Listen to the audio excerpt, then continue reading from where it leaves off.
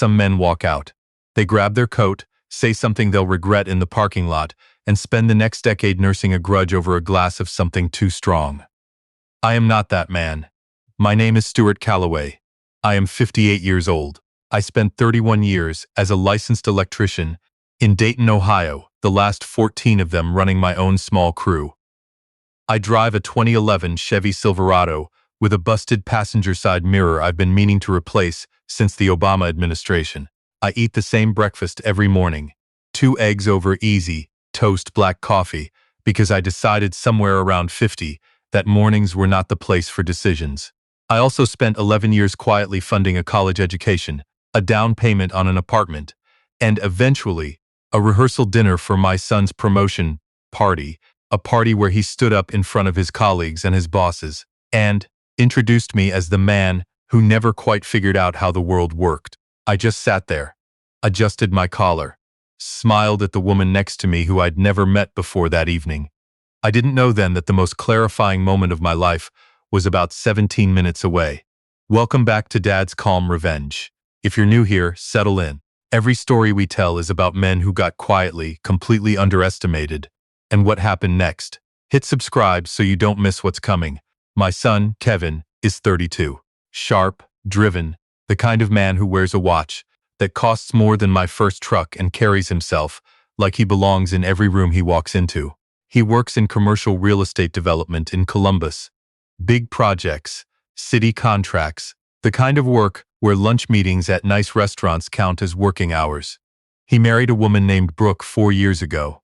Brooke is polished, pleasant, and has the particular gift of making every compliment sound just slightly like a consolation prize. She's not cruel.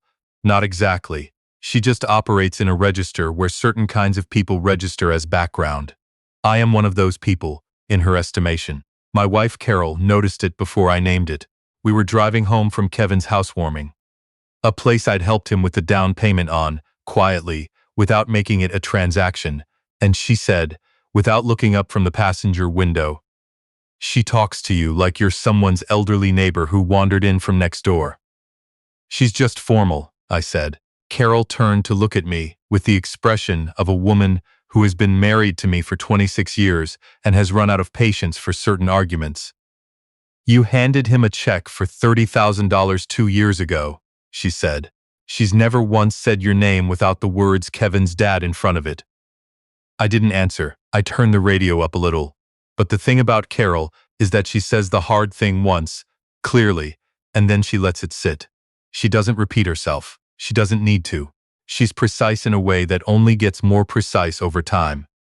Here is what you need to understand about Kevin and me before we get to the part of the story that matters. We love each other. That's the ground truth. Everything else is built on top of it, but the ground truth stays. We just built our relationship on an angle that neither of us fully chose. Kevin's mother, my first wife, Sandra, left when Kevin was 9. It was not a dramatic departure. It was the slow unwinding of 2 people who had married young for the wrong reasons.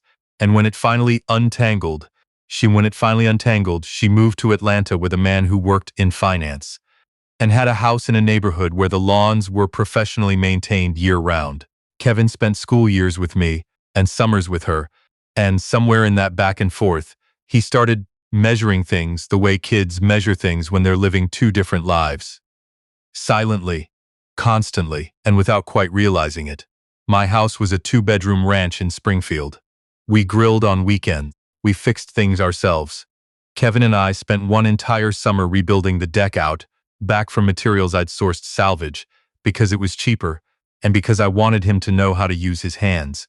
He was 12. He complained the whole time. The deck held for 18 years.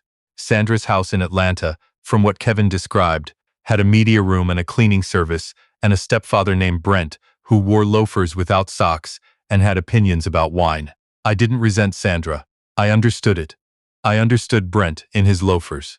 What I didn't see, because I was too close and too busy and too tired most evenings after a 12-hour shift, was that Kevin was developing a taxonomy, a quiet internal filing system in which his father belonged in one category and ambition belonged in another, and the categories did not overlap. By the time he was in his mid-20s, he'd developed this way of explaining things to me. Very patient, very clear. Like I was a smart kid who just needed a little more context. He'd correct words I used at dinner, not because they were wrong, but because he had a more current version. He'd describe his work to me the way you'd describe a chess match to someone who only knows checkers. Not unkindly, just with a certain careful condescension that he probably didn't even recognize in himself. Carol saw it. She always saw it. He mansplains your own industry to you, she said once. After a dinner where Kevin had spent 20 minutes explaining how commercial electrical permits worked to a man who had pulled permits in 3 counties for 3 decades. He's enthusiastic, I said. Carol handed me a dish to dry and didn't say another word, but she was right. She had been right for a long time. I just didn't know yet how publicly right she was about to become. The party was a Friday night in October at a restaurant in downtown Columbus called Hargrove's. The kind of place with exposed brick and a menu that changes seasonally and a noise level calibrated to make you feel like things are happening. Kevin had just been named senior partner at Meridian Development Group, the youngest in the firm's history. It was a real accomplishment. I was proud of him in a way that sat in my chest like something warm and dense. He'd worked for it. He deserved it. The dinner was 40-some people. Colleagues, clients, a few old friends, Carol and me at a table near the back. I noticed the seating arrangement the way you notice something small and specific when you've learned to pay attention to small, specific things. Table closest to the bar. Fine. I ordered a Budweiser. The waitress brought it without comment. I respected her for that. Kevin's boss, a man named Preston Walsh, silver-haired, mid-60s, the kind of steady authority that doesn't need to announce itself, was seated 2 tables over with a woman I assumed was his wife and another couple I didn't recognize. Preston had built Meridian from 12 employees to 90 over 20 years. Kevin had mentioned him more than once, always with the specific reverence people reserve for the people they most want to impress. Carol leaned over. You should go introduce yourself. Kevin will introduce me. She looked at me. He'll introduce me, I said. He did eventually, about 45 minutes in. Quick, warm hand on my shoulder. This is my dad, Stuart. He's in the trades. A smile. Then he turned back toward the client he'd been speaking with, and the moment closed behind him like water. I took a sip of my beer. Carol said nothing. She found my hand under the table and held it briefly, which is her version of saying everything. The toasts started around 8. Kevin's associate, a young man named Derek, went first. Funny, a little loose 3 inside references that landed for about 6 people, and a closing line that got the whole room. Good. Easy. Then Kevin's college roommate, a guy named Phil, told a story about a road trip to Nashville that was probably edited for the audience but still got the laughs it needed. Then Kevin stood up. I want to tell you I felt something shift. Some animal instinct, some cold premonition along the back of my neck. But I didn't. I was just a father watching his son hold a microphone in a room full of people who liked him, and I was proud. I thought, this is the moment I'll remember from tonight. I was right about that, just not in the way I expected. I want to talk about where I come from, Kevin started. His voice was easy, practiced, the voice of a man comfortable with an audience. Because I think it matters who you are before you become who you're trying to be. Warm murmurs, nodding. This was going to be a gratitude speech. I grew up in Springfield. You know Springfield. Light laughter. My dad was an electrician. Still is, technically. He glanced at me with a smile that was mostly affectionate, partly something else I couldn't quite name yet. He drove a truck that I was genuinely embarrassed by in high school. He wore the same Carhartt jacket to every school event for about 10 years. Some laughter, I smiled. Carhartt. Guilty, I'd had that jacket since 2003. My dad is a great guy, salt of the earth, the kind of man who knows how to fix anything, a fuse box, a deck, a leaky pipe. He never met a weekend project he didn't finish. More laughter. Still warm, still affectionate, I told myself. But I knew pretty early on that I wanted something different, something bigger.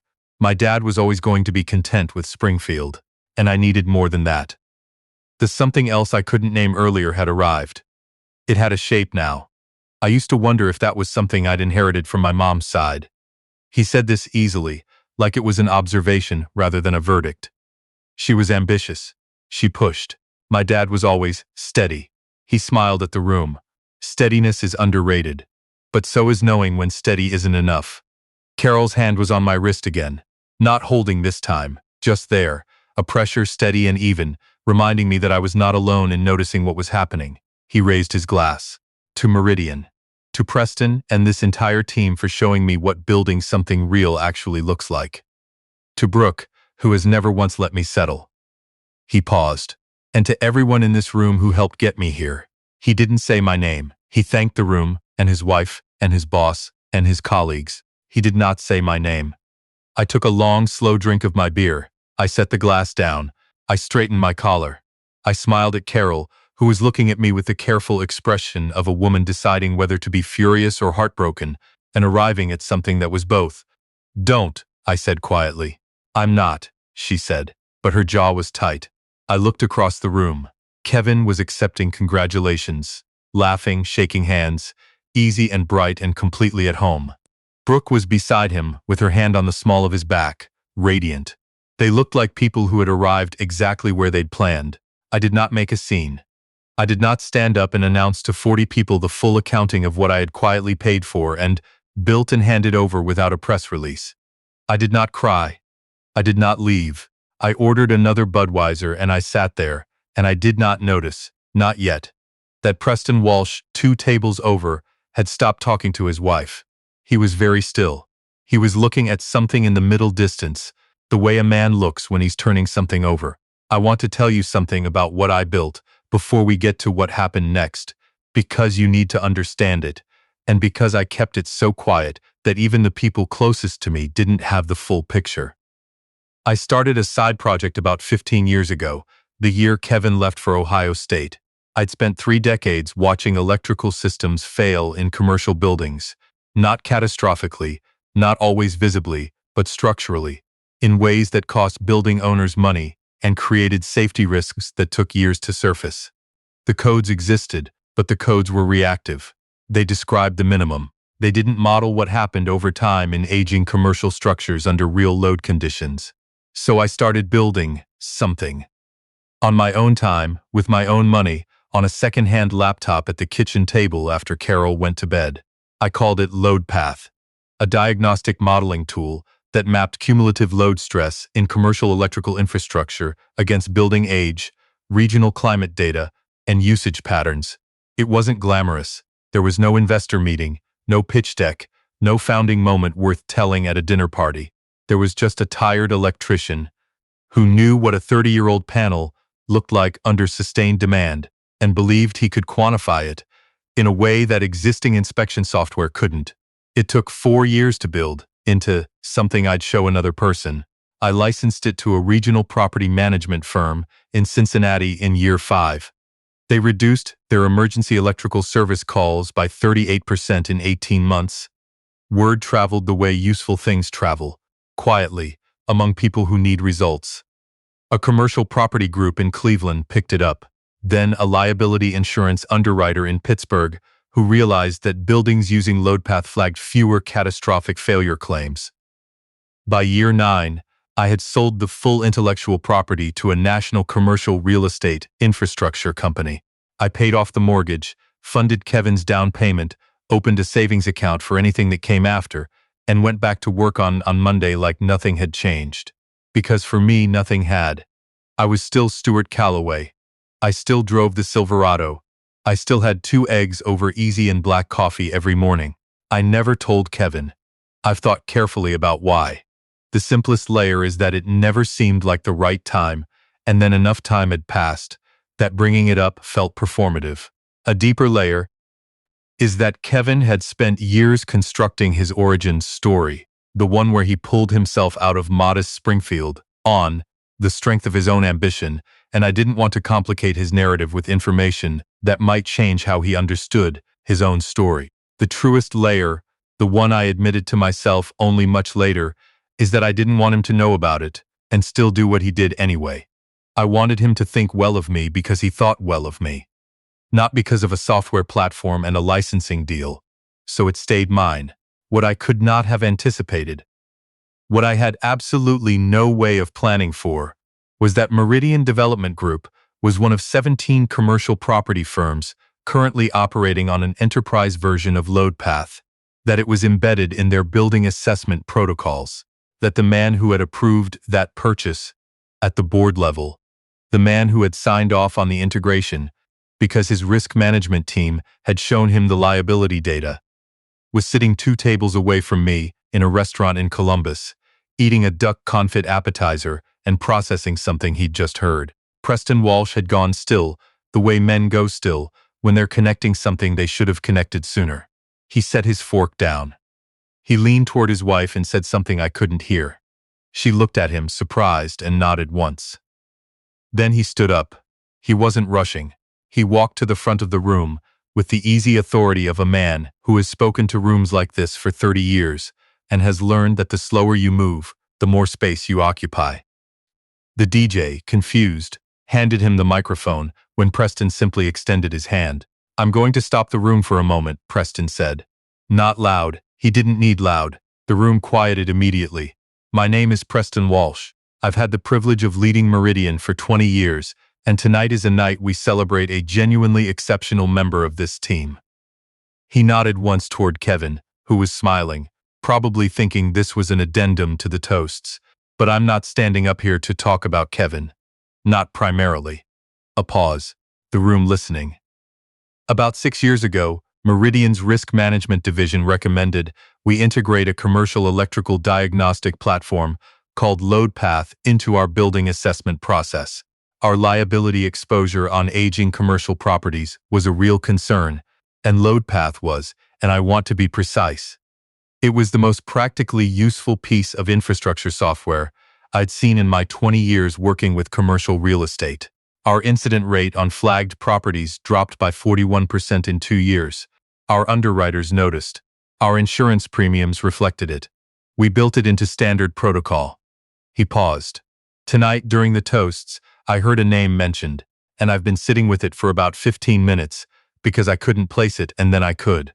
He turned, unhurried, and looked directly at me. Stuart Calloway. 40 heads turned. I sat very still.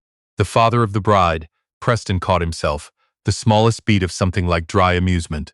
The father of our new senior partner was introduced to me earlier tonight, and I have spent the last 15 minutes realizing that the man who built LoadPath, who built it alone, in his off hours, while working as a licensed electrician, has been sitting at the back of this room all evening. The room was quiet in the particular way rooms get quiet when they're recalibrating. I was on the acquisition committee when we purchased the LoadPath intellectual property. I reviewed the background documentation. I knew the designer had been a working electrician in Ohio. I did not know his name, or if I had read it once, it hadn't stayed because there was no face attached to it. He looked at me steadily. "There is a face now." Carol reached under the table and found my hand. I could feel her shaking, the specific tremor of a woman who has been holding something in for a long time. LoadPath runs across 43 commercial properties in our portfolio. Preston continued. It has been replicated, built upon, and integrated into the base assessment model of 6 affiliated firms. The efficiencies it identified have, in material terms, prevented structural electrical failures that would have cost significant money and, in at least 3 documented cases, posed genuine safety risk to building occupants. He let that settle. The man who built that, Preston said, did not build it in a lab. He did not build it with venture funding. He built it at a kitchen table, on his own time, because he understood a problem that people with more impressive credentials had not bothered to solve. He stopped. He looked around the room slowly, then back at me. And then he went to work on Monday morning, and he kept going to work. And tonight he is sitting at the back of this restaurant, being described as a man who is too steady to be ambitious. The room was completely still.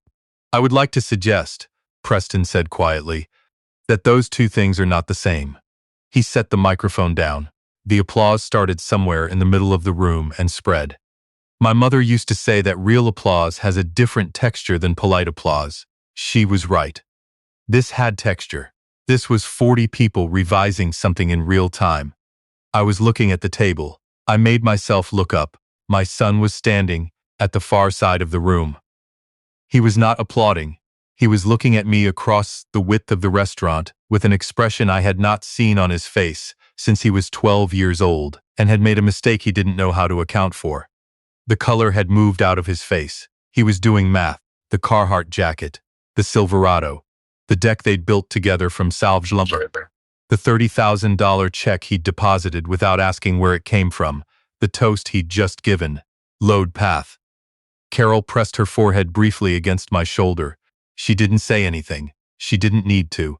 26 years of marriage, and she had the gift of making silence say exactly the right thing at exactly the right volume. People came over. People I had never met and would likely never see again, shaking my hand, saying things I received with as much grace as I could manage. Preston came himself, brief, direct, genuine. He told me the work had mattered in ways that extended well past what I'd known about. I told him I was glad it had been useful, which was the most honest thing I could say. Brooke did not come over. I noticed this without surprise and without particular feeling. Kevin appeared at my elbow, about 20 minutes after Preston sat down. The party had resumed its noise around us, but something had shifted in the acoustics of the evening, something you could feel without being able to point to it. He stood there for a moment. My son, 32 years old, senior partner, man who had everything in front of him and who had just watched the floor he'd been standing on quietly reconfigure. "Dad," he said. His voice was careful. I looked at him. "I didn't know about load path." "I know you didn't." He was quiet for a moment. "Why didn't you tell me?" I looked at my son, the way you look at something you've been waiting a long time to say, and have finally decided the moment has arrived. "Because I didn't need you to know about it to feel good about building it," I said. "And because I wanted to believe that how you talked to me had nothing to do with what you thought I was worth financially." He flinched. "Barely, but I saw it. Dad.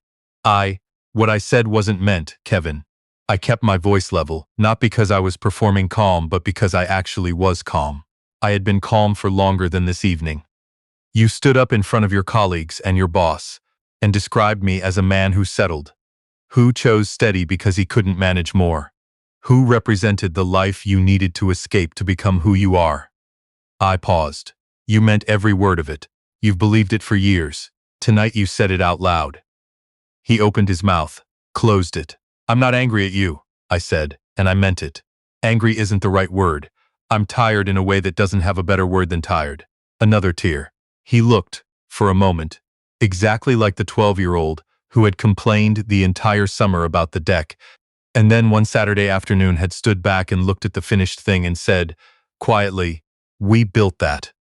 Like the discovery that making something real was its own reward had genuinely surprised him. "Can we talk?" he said. "Not tonight, but can we talk?" I picked up my beer. "You know where I live," I said. "You've always known where I live." And I walked out to find Carol, who was already at the coat check, already holding both our coats, already reading my face across the lobby the way she had read my face in every room we'd ever been in together. "She came to find you?" she said. She meant Brooke. She had been watching. "Kevin came. What did he say?" "He didn't know about load path." "Of course he didn't." She handed me my coat. "What did you say?" I told her. Concise, the way she preferred. She was quiet while we walked out into the October night. The air was the particular clean cold of Ohio in fall, dry and sharp, the smell of something recently rained on that had now dried. Our footsteps on the sidewalk. "The Silverado 2 blocks down." "You didn't tell him you forgave him," she said. "No, good." She said it the way she said things she'd been thinking for a long time. "He needs to sit with it. He's going to come around, maybe," she said. "But let him drive there himself."